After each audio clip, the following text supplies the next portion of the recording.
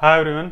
मैं उम्मीद करता हूँ आप सभी लोग अच्छे होंगे और हमने अपना रिएक्ट का पूरा कोर्स कंप्लीट कर लिया और मैं उम्मीद करता हूँ आपने काफ़ी अच्छे से एंजॉय किया होगा और काफ़ी कुछ आपको सीखने को मिला होगा। और इसी बीच जब रिएक्ट का कोर्स चल रहा था, लास्ट मंथ जून के महीने में 19 जून को मुझे बेंगलोर के दयानंद सागर कॉलेज में इनवाइट किया गया था एज अ स्पीकर। मुझे वेब डेवलपमेंट के ऊपर बोलना था।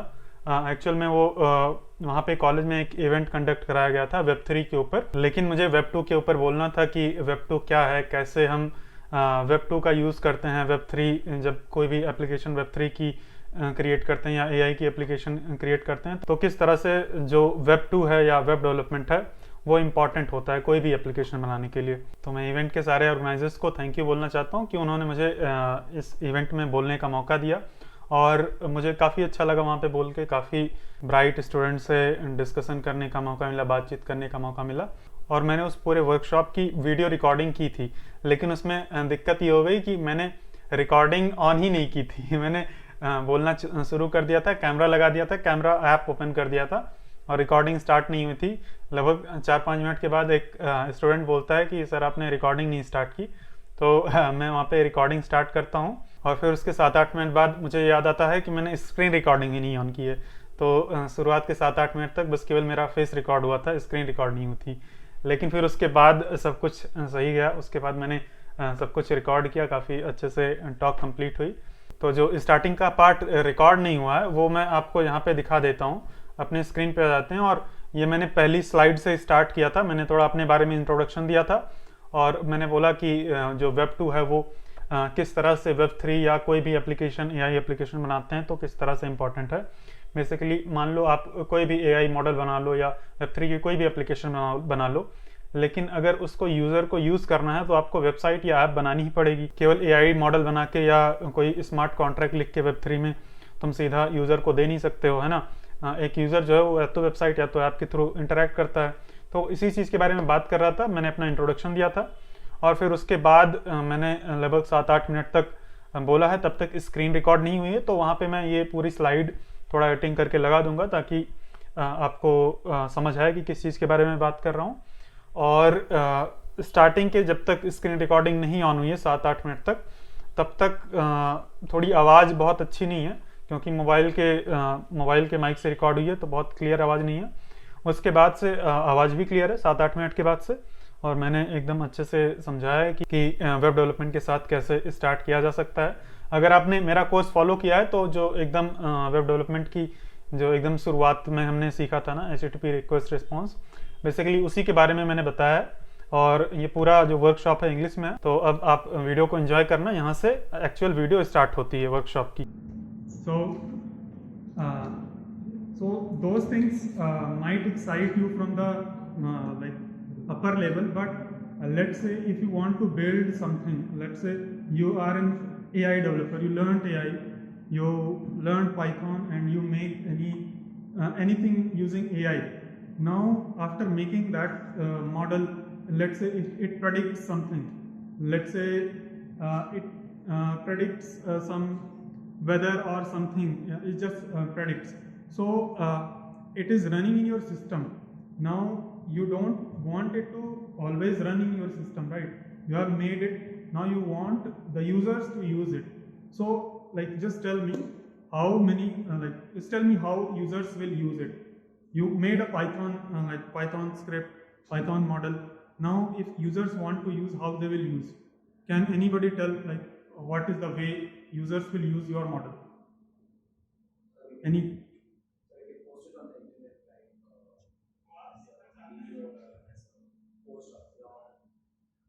like as a video you said? Yeah, like you can post on internet as a video, so it will just show users that how it is working. But if user wants to use that, let's say he want to I'm not getting very good example. Let's say you want to like recognize some pattern in somewhere, like you have made a pattern where you have made a model where if you show it a camera, like with the camera, it will tell which object it is.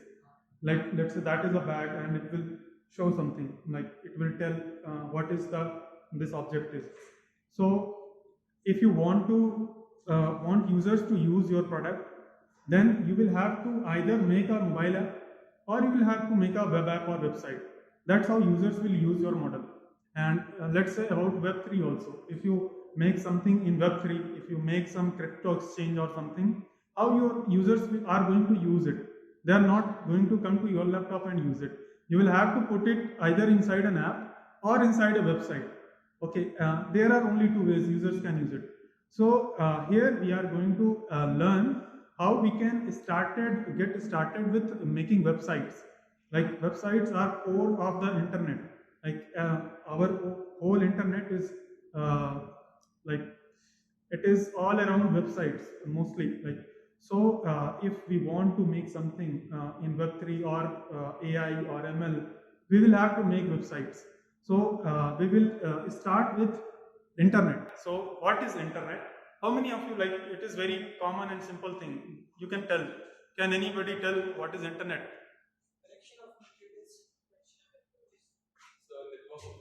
Yeah, that's very simple thing. Like that's exactly correct. So connection of multiple devices is called internet. So when multiple devices connect with each other and then they talk through some electromagnetic waves. You would have studied in your 11th class, 10th class. Like there are electromagnetic waves and they will transfer through the network and our devices will talk through that. So it is not that we on internet we do only one thing. Like we do file transfers also. Like we download some files, we visit some websites, we chat on internet. So for doing different operation, like for file transfer, there is a different rule. Like so, one thing. This slide is of how all the devices are connected with a wire.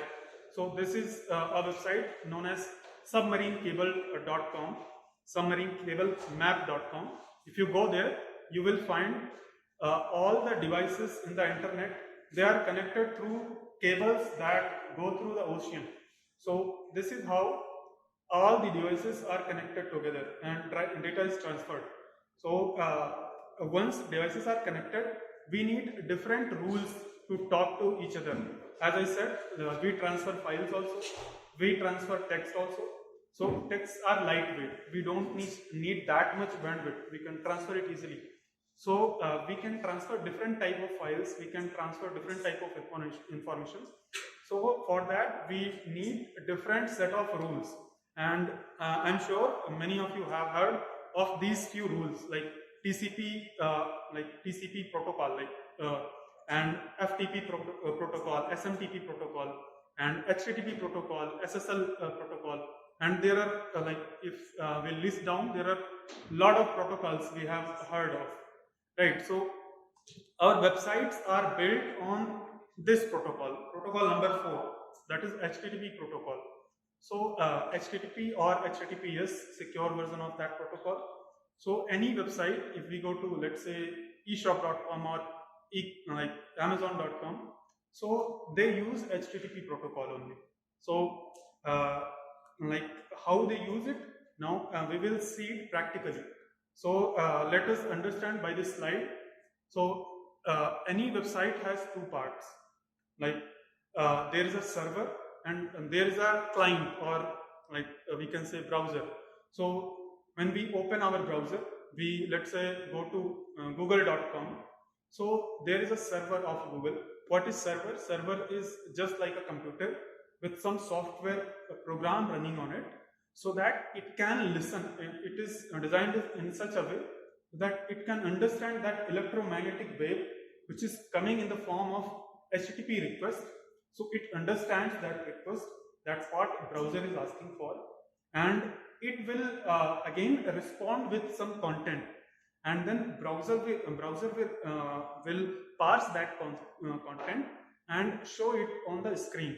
So now we will understand this by making our own small little server. We will make our small little website. We will do the practical part of it, and we will see.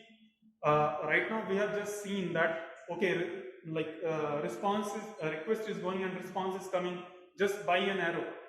Now we will see practically in the browser how that request and response looks like and how we can create our own servers. So I am going to do practical, but you don't need to do any kind of practical, or you don't need to follow it along because I am recording it. So I will provide it somehow, like I'm recording the screen also, I think, or I forgot. Oh, sorry, I forgot to record the screen. So now this is the main part, that mobile recording you told. Now screen recording I forgot. So this is not coming. 1 second, there is a shortcut. Let me start the screen recording. Display capture, it is not showing the right display. Let me check.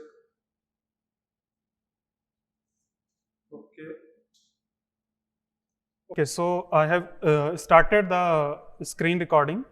Now I will do the practical, and I will show how can we create our own server and our own small little website, and see how this request and response is working. So for creating a server, we will use a software called VS Code. How many of you have heard of VS Code? Like, so yes, that is a like text editor, and we will use VS Code. And if you are just starting out, you can download it from here. There is a like, if you go to Google, let me open Chrome. Just search VS Code, and you can download it from Google, just like that, and you can install it like any software. So we have created this. So I have opened VS Code, and I have created one folder, basic server, and this server does not have anything but couple of files, just some TXT files, some GIF files, some PDF file, some PNG, some MP4 files, some like these kind of files I have put here. And let me open it. So I have opened it inside VS Code. So how can we open anything inside VS Code? Let me close this VS Code window and open a new VS Code window. New window. So this is a new VS Code window. If we want to open any project inside this, we can just drag and drop that. Let me close this. We can just drag and drop this folder, and our folder will act like a workspace, and we can create our server, or we can do anything inside this. So in order to create a server, we are not going to write any code. We will use an extension called live server. So there is a extension section inside VS Code. We can install a lot of extensions, and I have already installed this extension live server. And now we can start the server from inside this. And so if I start the server, it opens like this. So it has started a server. Server is nothing but a software that is running, some code running behind it, and it is serving all the files. So if I like, it has provided me some localhost URL where I can go. So for example, if I want to open hi.gif, there is a hi.gif file inside this folder. So now this folder is acting like a server. Okay, so if I go to hi.gif, so this file will load. Now we will understand how this file is loading, like HTTP request and response cycle we will understand.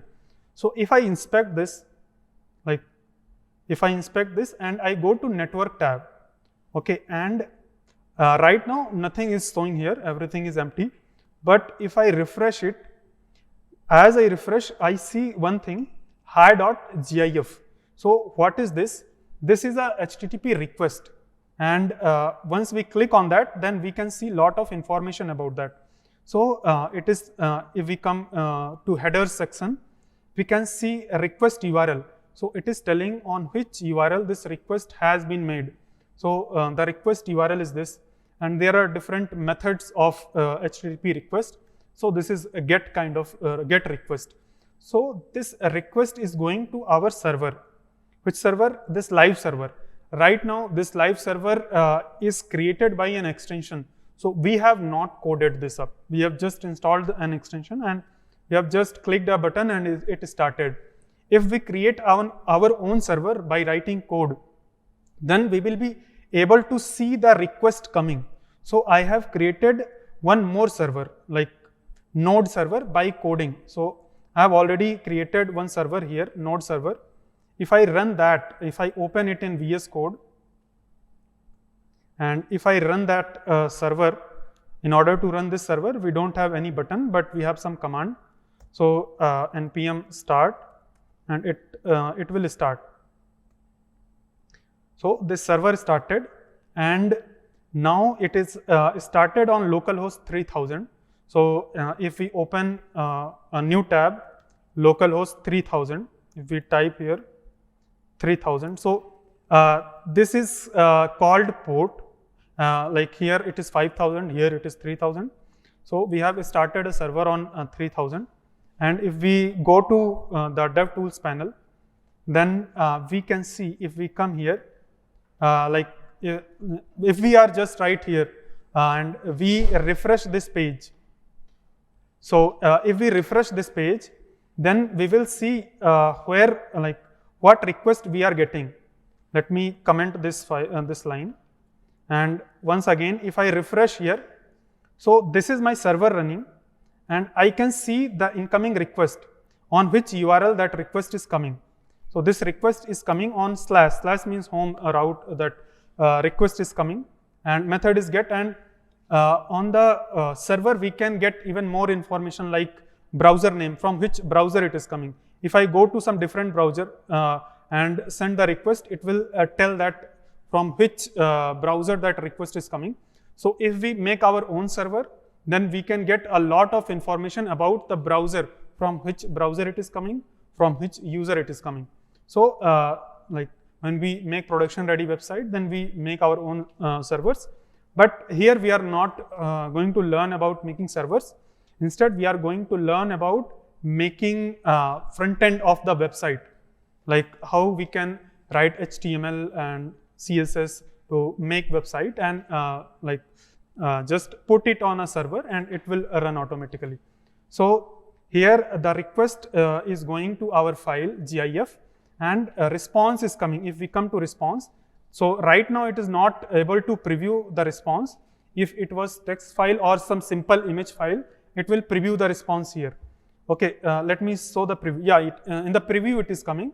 In the response it is not coming. In the response only text data shows. So in the preview the whatever response came, that is showing. So this file is being transferred over an HTTP protocol, that protocol that we have seen in the list. So it is using the HTTP protocol. If I copy its whole address and paste in a new tab, so we will see that HTTP is written over here. Okay, so this is using an HTTP protocol, and we can transfer any kind of file over HTTP.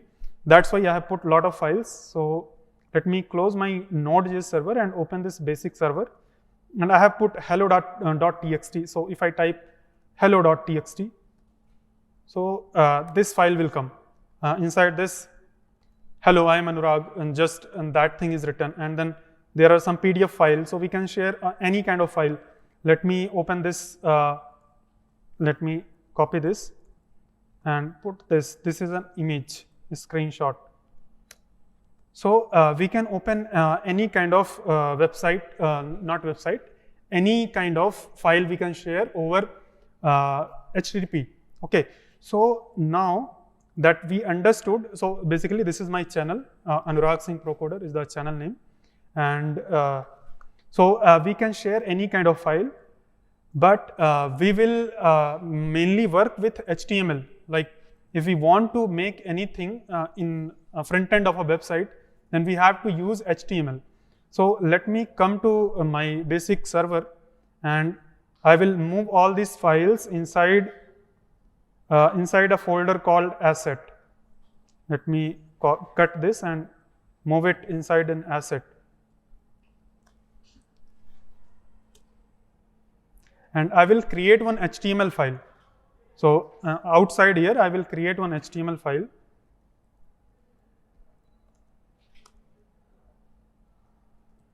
Index.html. So this is a HTML file, and it acts as a basic structure of our website.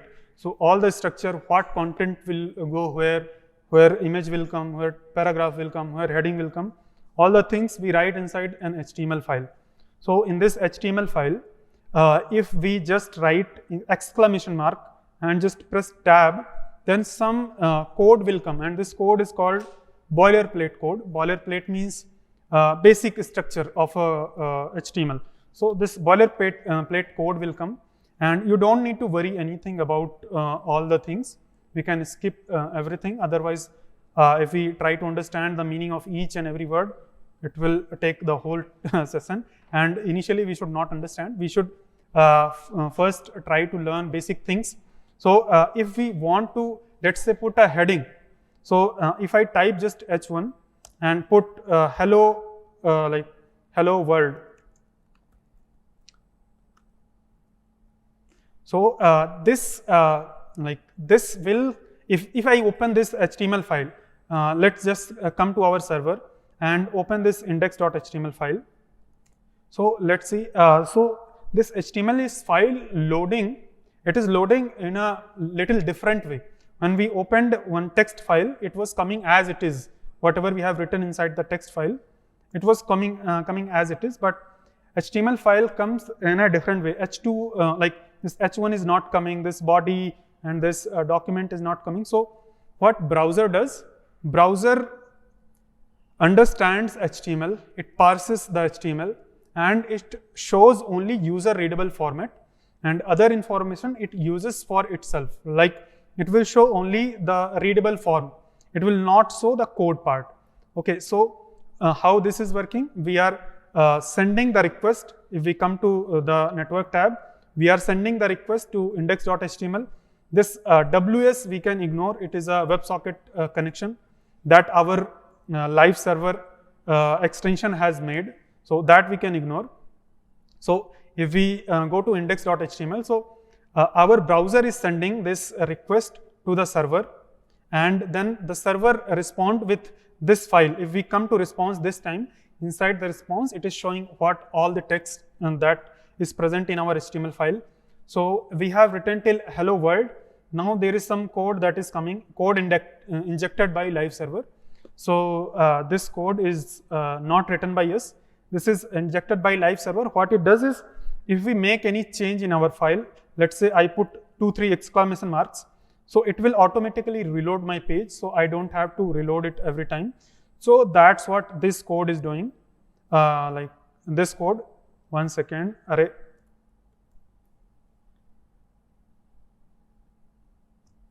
That's what this code is doing below here. So that part we can ignore. It is just for refreshing our page automatically. So our browser starts to understand from line number 1, 2, 3, and whenever it says something that it can show on the screen. For example, this is a document, title document. So that title document is coming here. So it shows on the screen, and this H1 that is able to that is required to show on the screen, it shows on the screen. So now hello world is coming on the screen, and let me put a paragraph tag. If I just type P and press enter, then this thing called opening and closing tag, it is created, and we can write a content inside it. And let's say I am Anurag Singh. I teach web development.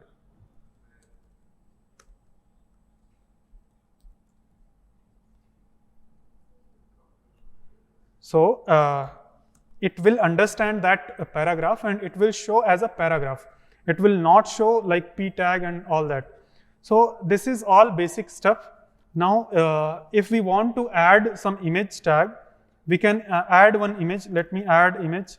So if we want to add image tag, we can just add img tag, and we can put enter, like just hit enter, and it will show the image tag. And we can add source attribute, like there is an image hi.gif. So all the GIFs are treated as GIF, and we can provide some alt tag like Anurag saying hi. So we can provide description of the image inside the alt tag.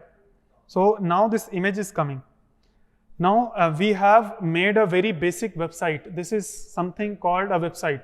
It is not looking very good, but it is functional, and we can put it on internet and we can share the link to anyone. So now the next thing we will do is deploy it on internet. So before I deploy it, if I open it in a mobile tab, let me open it in a mobile. So if I open it in a mobile, then let me open some small mobile. So let me refresh it. It is right now it is looking okay, but if I reduce the width, it is causing the scroll bar here, because our width of image is more than the width of browser. So what we can do is we can give it a style attribute. These things are called attributes.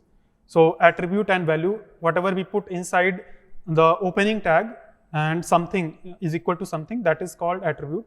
So if I give width 100%, and if I give max width 600%, like 600 pixel or 500 pixel, let me give 600 pixel. So what it will do, its maximum width will be 600, but if we reduce the size, its width will shrink according to the width of our screen. So now we have made very simple website. Let me put little more introduction inside this. So I will copy from this website. This is my portfolio website. You can check it out, anuragsinghbum.com. It is the URL, and I have put all my projects here. So I will copy this introduction from here, and I will just put it here inside the paragraph tag, so that it looks like there is some content on the website. Still not very much content, but it is there. Now we can make it live. We have just written few lines of code, but keeping it on our machine, it is not very good idea. Whenever we make something, it is good that we can share with our friend. So if we go to Google and search Netlify, so Netlify is a very good platform where we can deploy our front end of website. We can deploy simple website like HTML, CSS, JavaScript. We can deploy our React website if anyone makes a React or Angular website on Netlify for free. Like it will be free until and unless you don't get a million of users for our website, and I hope we will not get million of users for our website. So it will work. Like this portfolio website is running on Netlify from last more than 2 years, and of course it will not get million of users. So that's why it is very good to deploy our project that we make for our learning on Netlify. So if we come to Netlify, it will ask you to log in. So there are different options of login with GitHub, login with email. So you can log in with any option. If I just click login, so it will automatically log in. It will not ask any other option because I have already created account. So you can go, you can know how to create account. And if you open here and come to sites section, there will be sites option, or if you just create account, it will give you option that you can directly upload your website.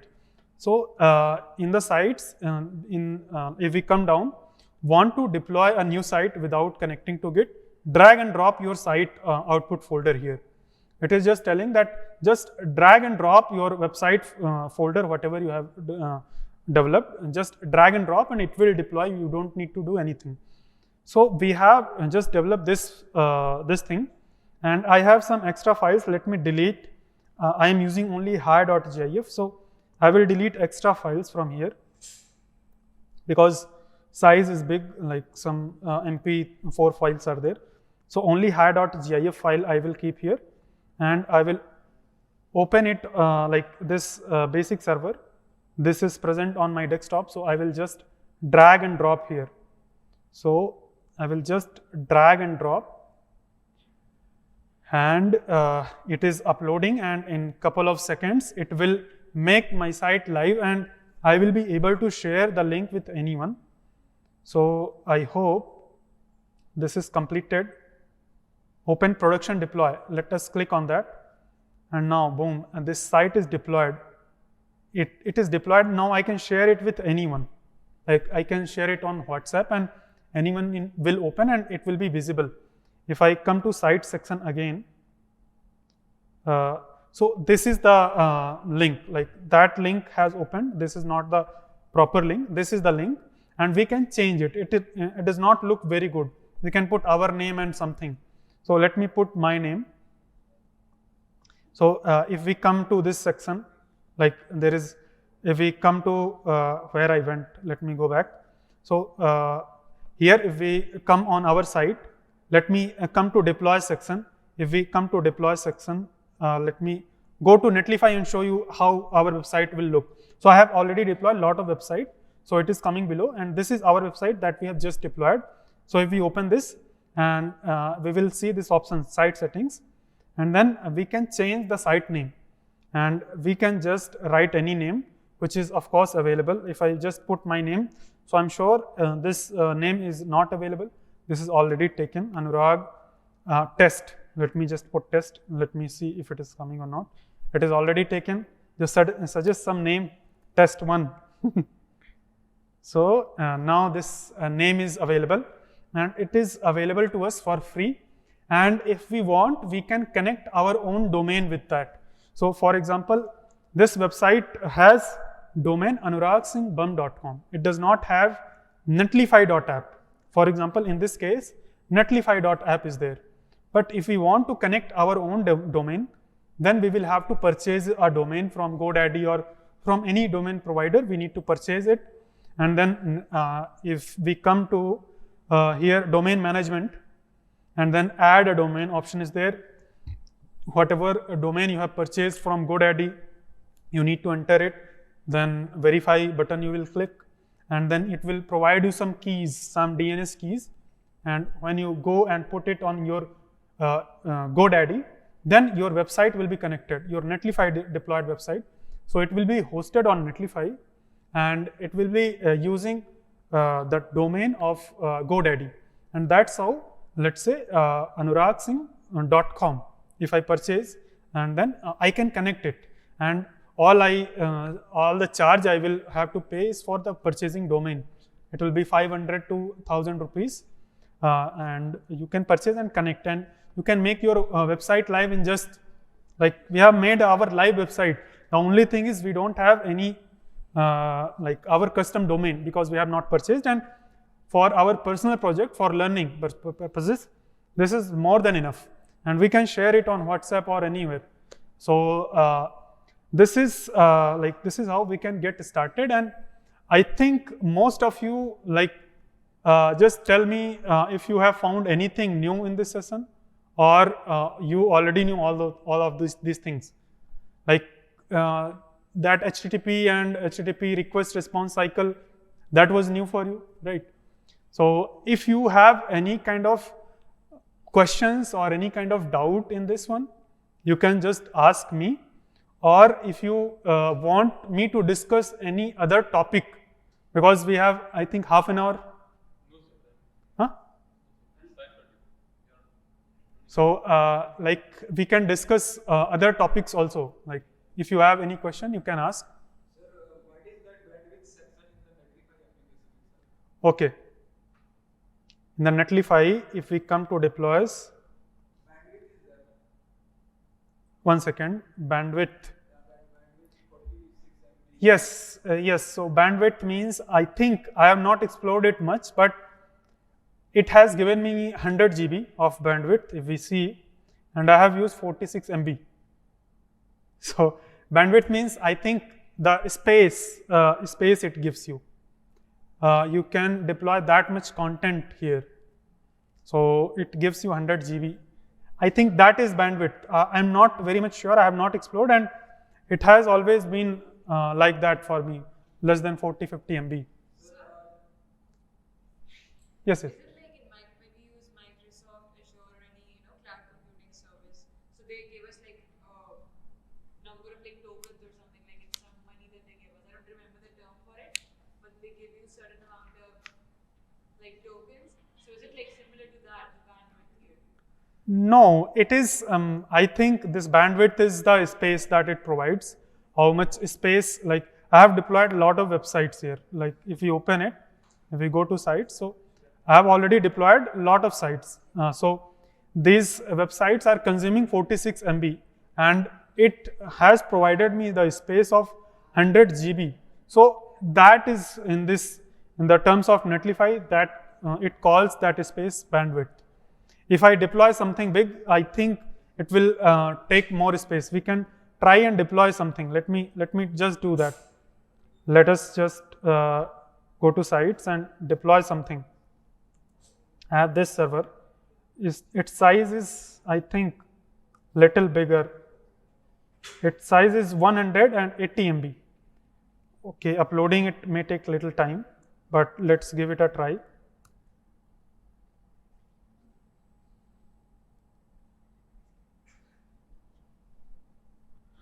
So it is 180 MB, so it will take some time to upload, and let's see if it works. Sir, for React project, is it required to upload the whole file or only that React build file we can deploy? Actually, if we want to deploy a React project, then we can deploy it in two ways. One way is we can do npm run build, then our build file will be generated. Inside the build file, we will have that index.html file. So in order to deploy on Netlify, if you want to deploy a static site, your index.html file should be there. So if we want to deploy, then we will do npm run build, then one build folder will be generated, and we can drag and drop there. Like it will be only that build file we need. We don't need our source, our component file, node modules, anything we don't need to upload. But that is not a good way, because every time if you make change, you will have to build again and again drag and drop. So the good way is host your project, like put your project on GitHub, and from GitHub you can connect. Like if let me show you, like import an existing project. If I click here, and from GitHub, if I want to upload, so like it will ask for authorization. So I have already did that, so it has not asked password. So from here I can choose all my projects. So let me just search for some React project. So React course, inside React course I have lot of, actually that is not a just simple React project. Let me open, there is one country project, country.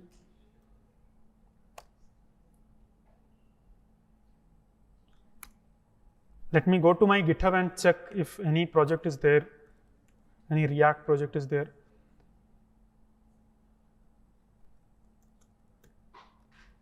This country's project is a React project. If I open it, yes, this country's project is there.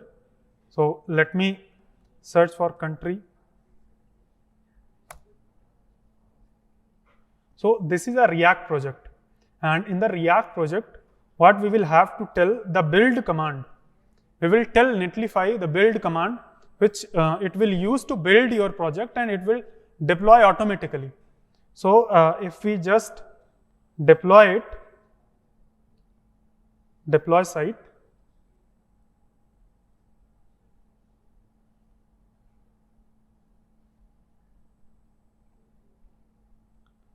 so it is deploying. And if we check here in GitHub, we don't push our node modules. So Netlify will run npm install and npm build. Netlify will do all these things behind the scenes. If we open this, then it will show the deploy log, how it is running, what all the commands it is running behind the scenes, how it is building, and it will do npm run build and all that it will show. So if we go back, our site is deployed, I think. See, this is a React project and it is deployed. And this project I have made in my React course, which I have taught on YouTube.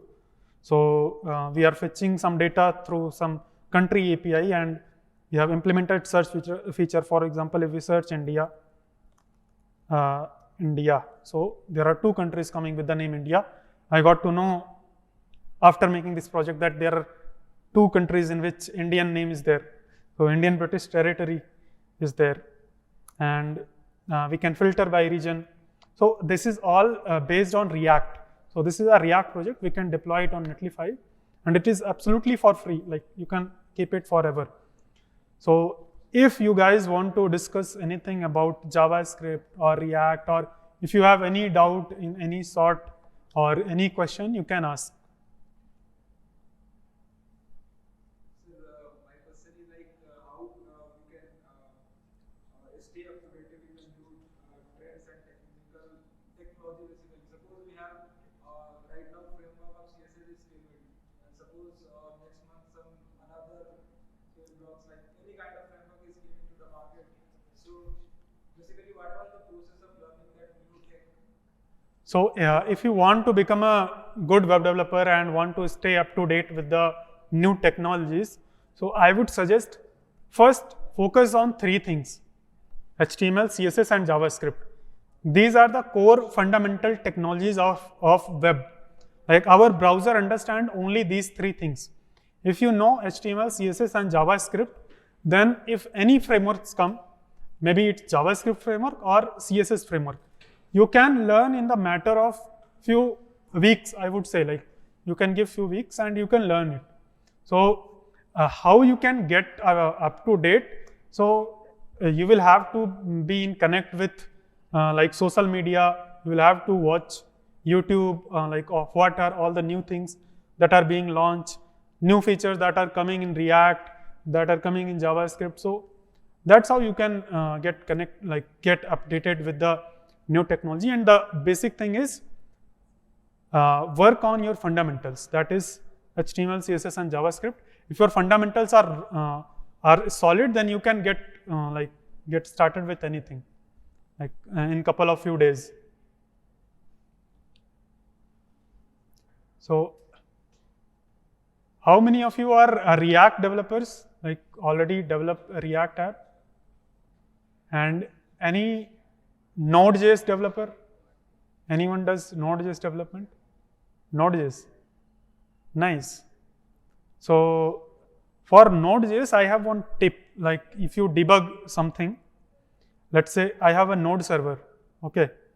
So let me start this node server.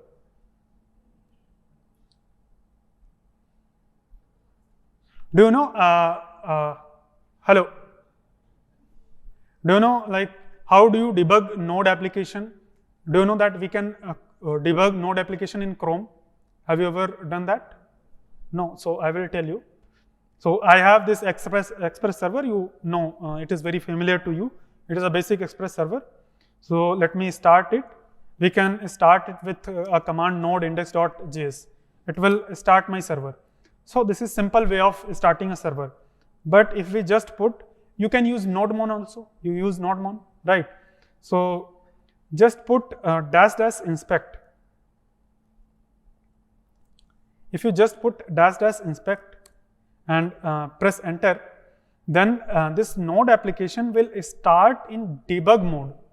Debug mode means it will, if you go to Chrome and open any DevTools, like in any tab, if you open DevTools, you will see this icon. Normally you will not see this icon in Chrome. You will see this icon. If you click on this icon, then you can see the console of this running application inside this.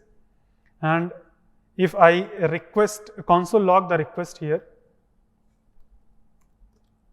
console log the request, and if I refresh or open localhost 3000, because it is running on 3000,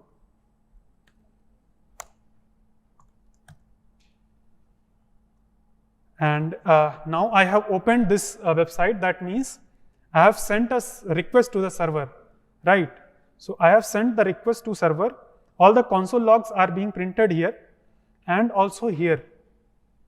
So the good thing is I have used Node because like that's why it did not update my this console log. If we use nodemon,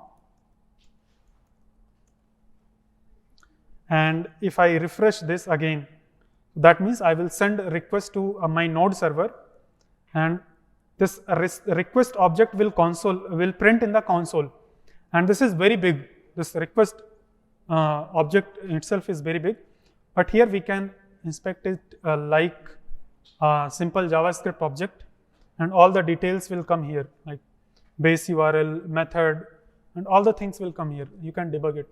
So that's a quick tip for, you can even put a debugger. Let me show you. We can put a debugger, and we can debug it like node application. Okay. Okay, you get the sense. Like we can debug it like a simple JavaScript. Okay, yeah, it paused here. So in the debugger it paused, and if we want, we can debug all the things inside the console in a very good way. So this is a quick tip for Node.js developer. And any other question if you have in JavaScript or React.js or like any doubt.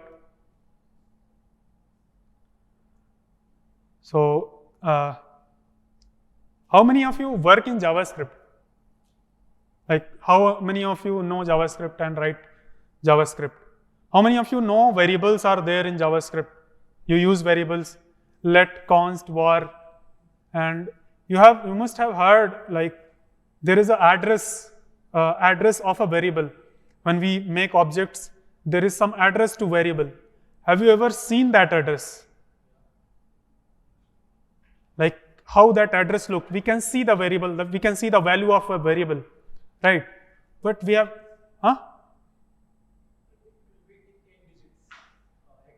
it can be 8 digit, it can be 4 digit, it can be 2 digits.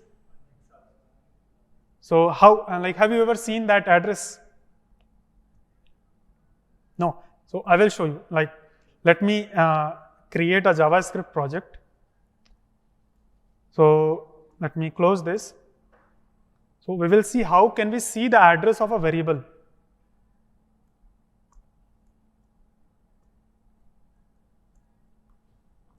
So this is my simple not JavaScript, simple application that we were running, basic server. And if we make a script.js file, and if we connect here, a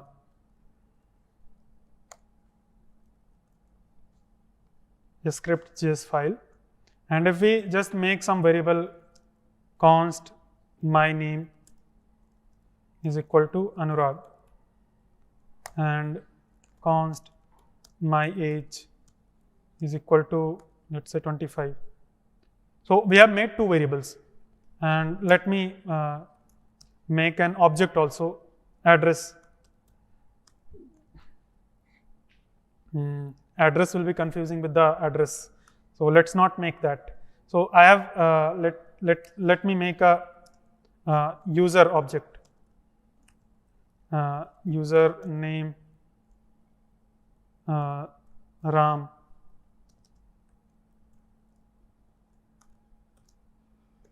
So we have made few variables, mainly 3 variables we have made. Now we can see it like in the console, we can see its value. If we come here, if we open this file, then in the console we can see these values. If we write my name, my age is coming, my name is coming, and if we want to, like, we can see its value. But if we want to see the address, like how the address looks, there is address to it. So if we want to see address, then we need to go to memory tab. There is a memory tab in the DevTools. We need to go there, and we need to check this this option. It is not checked by default.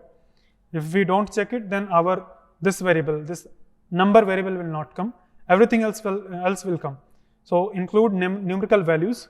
We need to check that, and we need to take a snapshot. If we take a snapshot of our heap, and there are lot of variables, like lot of variables. So how we will find our variable is, we will search the value. I will do Control F here. I will just click here and do Control F. Then this finder will open. If I put name here, so see this. Can you see Anurag here? So this is the string, and this is the address. @ that is coming. That is the address, and it is inside the retainers. If we see, it is inside this my name variable. So this string value with this address is present inside this, and there is something called context. If we search for this context, then we will see the group of all variables that we have created. So we have created this user object. Let me zoom it a little bit more. I think it was fine. You can see all right. So this is the address of user object, and this is the address of Anurag stream, and this is the address of that number, my age number. Okay, so this is how we can see the address of any variable. And if we copy user to user2, like if we make a user2 variable and we assign it user1, no, it is not user1. Let me give it a name user1. Okay, so essentially what we will copy is the address. That means it is use1. Let me change it. And whenever we change our code, we need to take the snapshot again. So I will clear this snapshot and I will take the snapshot again here. And I will again search for Anurag.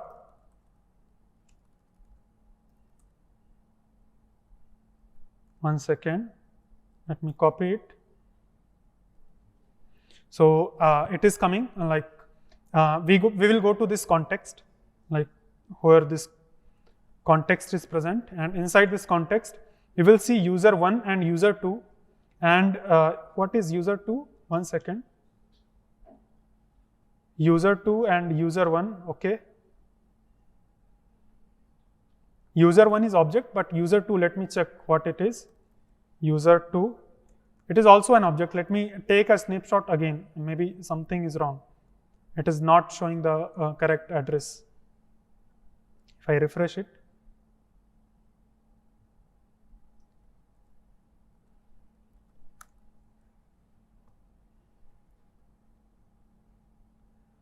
so we will go to this context.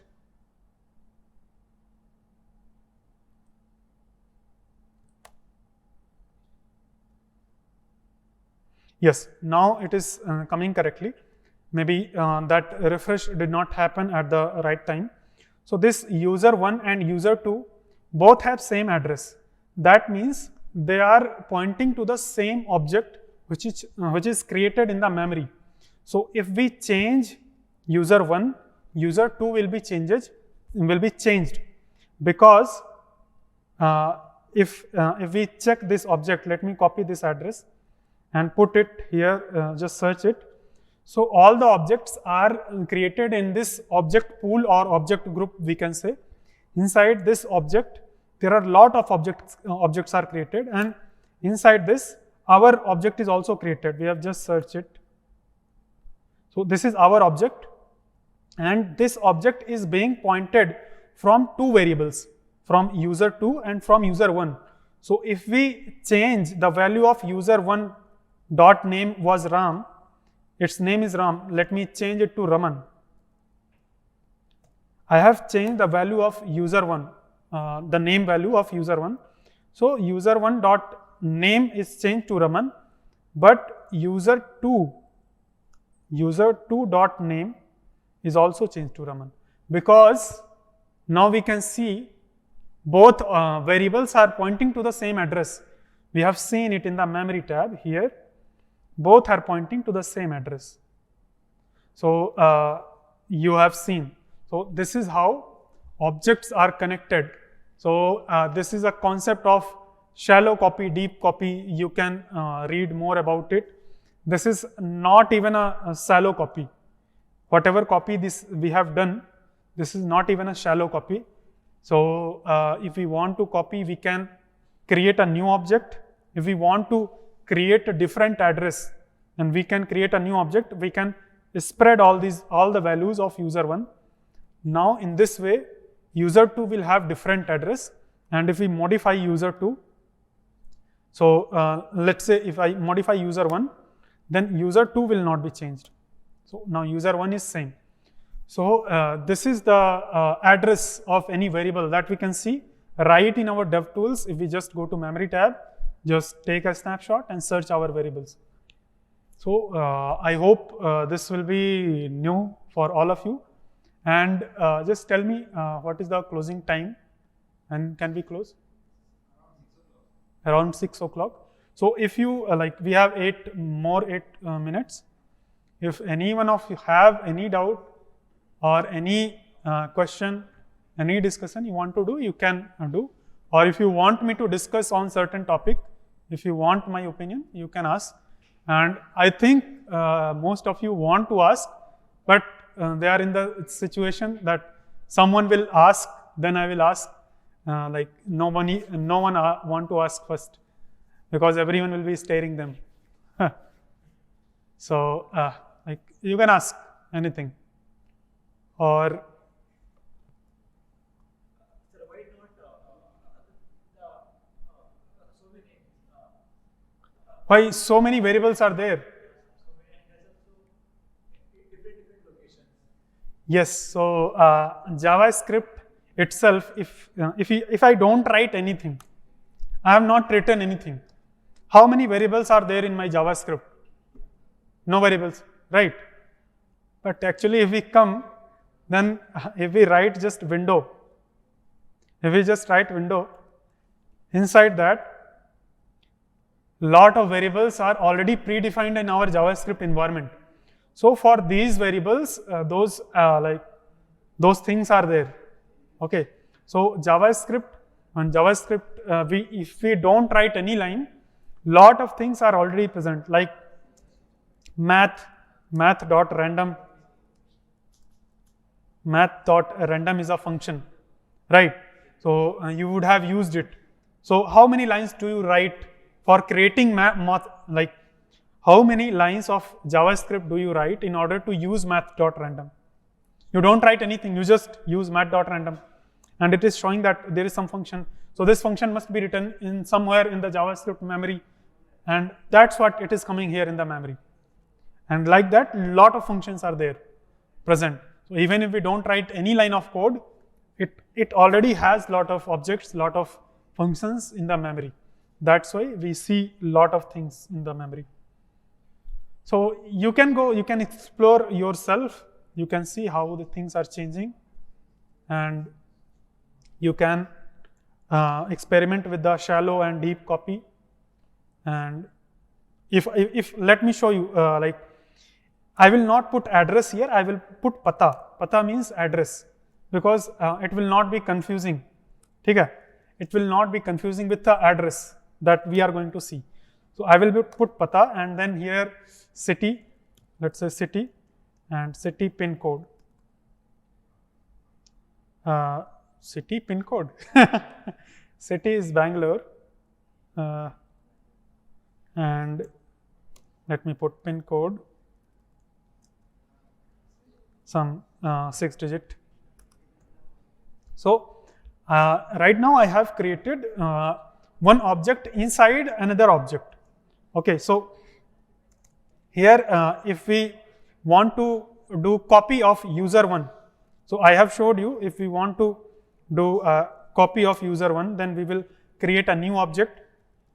We will spread all the values of user1. Spread, this is a spread operator, it is introduced in ES6, and what it does, it copies all the key value pairs in a new object. So that's what we are doing here. Now I have shown you already that if we copy like this, and if we change the name of like user1, then user2's name will not be changed. User2's name is intact. But if I change the address, let's say if I change from Bangalore to something else, let's say Delhi. So user1 dot address. User1 dot address, why it is not coming? Because I have given pata. Okay. User1 dot pata, and dot city is Bangalore. Okay. And this is for user1, and what is for user2? Because we have copied, so because we have copied user1, so for user2 also it is same. But if I change for user1, or let's say I change for user2, in this case, if I change for user2 it to Mumbai, okay, I will change for user2. I am changing user2.pata.city to Mumbai, and I will check for user2. For user2 it is Mumbai, and for user1 also it is Mumbai. Again, so This is an example of shallow copy. So what we are doing here, we are copying all the fields, all the things to a new object, but in this case for pata, it is copying the address of this object. This object will be created somewhere in the memory. This will have some address at something, and that address is being copied here. So that's why when we change this, its address is also being changed, and we can verify it. Let me come to memory tab and take a snapshot. I will refresh the page and let me take a snapshot. Let me search for this string and I will go to this context where I will get all the values. Now inside this I am getting my user2 and user1. Clearly they both have different address.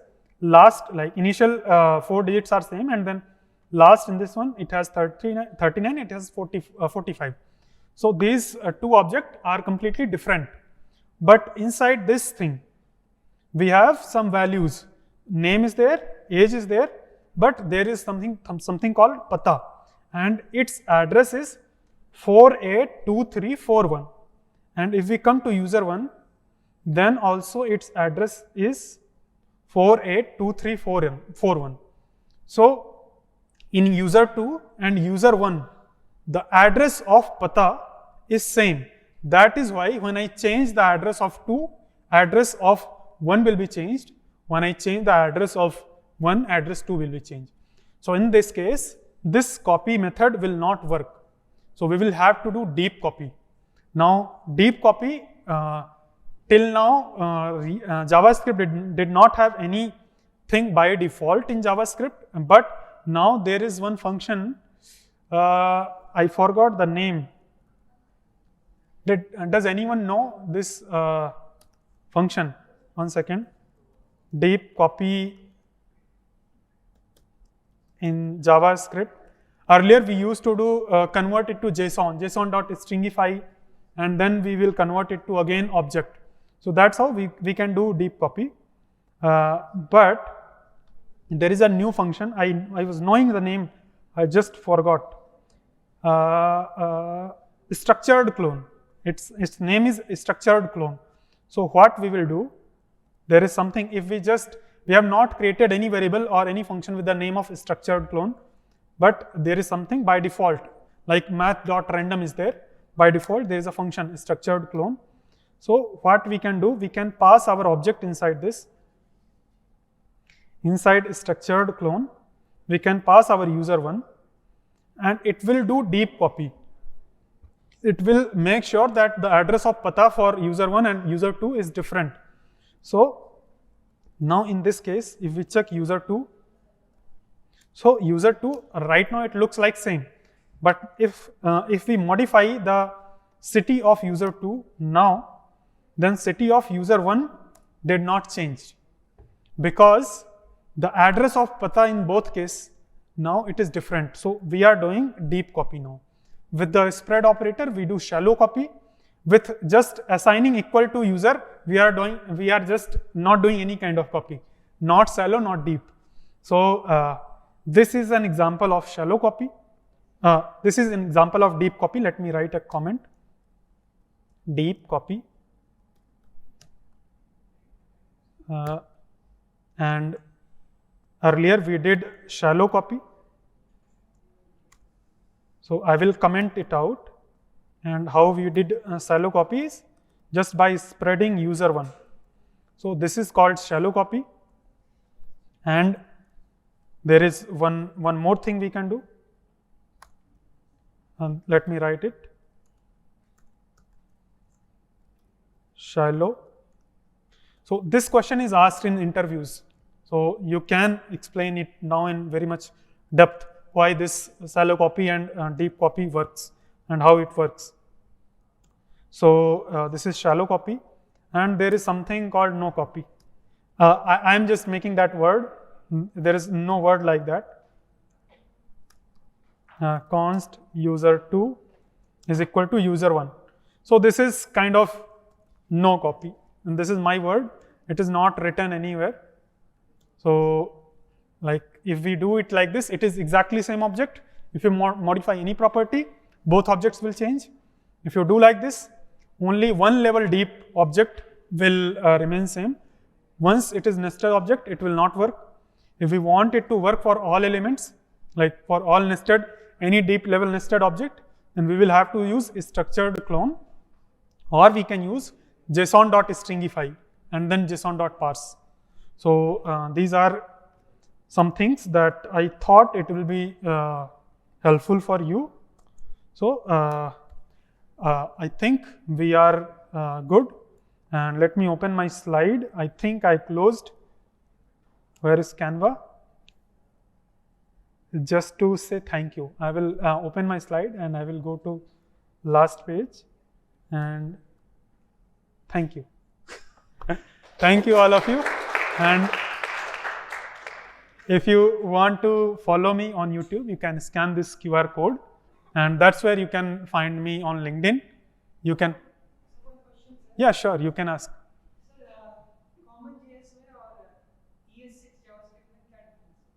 CommonJS पुराना तरीका था, ठीक है, उसमें हम require का use करते हैं, उसका सिंटैक्स अलग है, बाकी काम करने का तरीका सेम है, ठीक है। CommonJS में हम require something is equal to करते हैं, और ES6 में क्या करते हैं, इंपोर्ट करते हैं, उसका सिंटैक्स चेंज हो जाता है। और CommonJS Node.js में ज़्यादा यूज होता था, अभी तो इंपोर्ट एक्सपोर्ट Node.js में भी यूज होता है। और इंपोर्ट जो है वो ब्राउजर्स मतलब वो सिंपली जो जावास्क्रिप्ट या रिएक्ट के प्रोजेक्ट हैं उसमें यूज होता है। और अभी आने वाले टाइम में CommonJS नहीं यूज होगा, ठीक है, आने वाले टाइम में ES6 के मॉड्यूल्स का इंपोर्ट एक्सपोर्ट ही चलेगा, तो ये है। और if you want to explore more about ES6 modules, so I have taught that also in my YouTube channel, Hindi में बहुत ही अच्छे से डिटेल में एक्सप्लेन किया है, तो वहाँ से जाके देख सकते हो, ठीक है।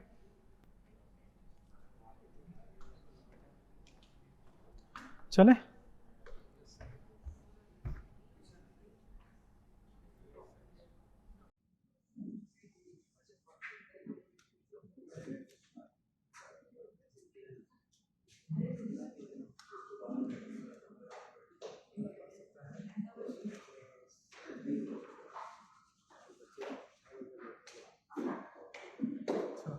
मतलब अभी और सही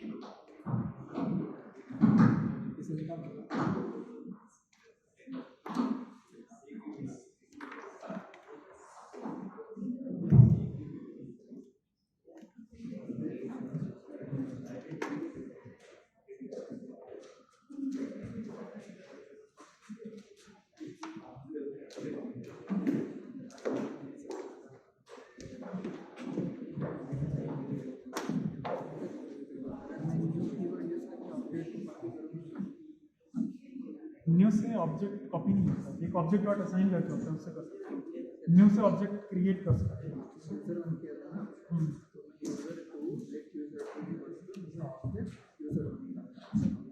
हाँ तो भी नहीं, चलो करके देखो, ठीक है, क्योंकि मैंने वैसा किया नहीं है, लेकिन चलो ही करके देखो, फिर बताना, नहीं तो मैं भी करके देखूँगा।